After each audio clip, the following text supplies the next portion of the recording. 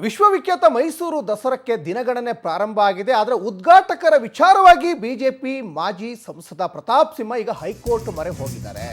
ಉದ್ಘಾಟಕರು ಏನೀಗ ಬಾನು ಮುಷ್ತಾಕ್ ಇವರು ಉದ್ಘಾಟನೆ ಮಾಡಬಾರ್ದು ಅಂತ ಬಿಜೆಪಿ ನಾಯಕರು ಸೇರಿದಂತೆ ಸಾಕಷ್ಟು ಜನ ಈಗ ಆರೋಪ ಮಾಡ್ತಾ ಇದ್ದಾರಲ್ಲ, ಅದಕ್ಕೀಗ ಹೈಕೋರ್ಟ್ ಮೊರೆ ಹೋಗಿದ್ದಾರೆ. ಆದರೆ ಸಿದ್ದರಾಮಯ್ಯನವರು ಒಂದು ಕಡೆ ಅಸಮಾಧಾನ ವ್ಯಕ್ತಪಡಿಸ್ತಾ ಇದ್ದಾರೆ. ಅವರ ಅರ್ಜಿಯಲ್ಲಿ ಮಾನ್ಯತೆ ಸಿಗಲ್ಲ, ಪ್ರತಾಪ್ ಸಿಂಹ ಅರ್ಜಿಗೆ ಹೈಕೋರ್ಟ್ನಲ್ಲಿ ಮಾನ್ಯತೆ ಸಿಗಲ್ಲ. ಬಾನು ಮುಷ್ತಾಕ್ ಬರೆದ ಪುಸ್ತಕಕ್ಕೆ ಬೂಕರ್ ಪ್ರಶಸ್ತಿ ಬಂದಿದೆ.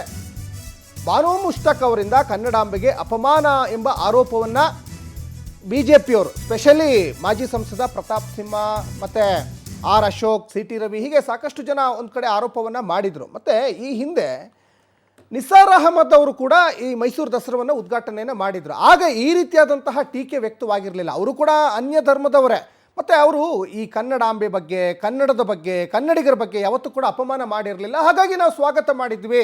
ಬಾನು ಮುಷ್ತಾಕ್ ಅವರು ಅನ್ಯ ಧರ್ಮೀಯರು ಅಂತ ನಾವು ಆರೋಪ ಮಾಡ್ತಾ ಇಲ್ಲ, ಅವರು ಕನ್ನಡ ವಿರೋಧಿಯವರು ಅಂತ ಒಂದು ಕಡೆ ಹೇಳ್ತಾ ಇದ್ದಾರೆ.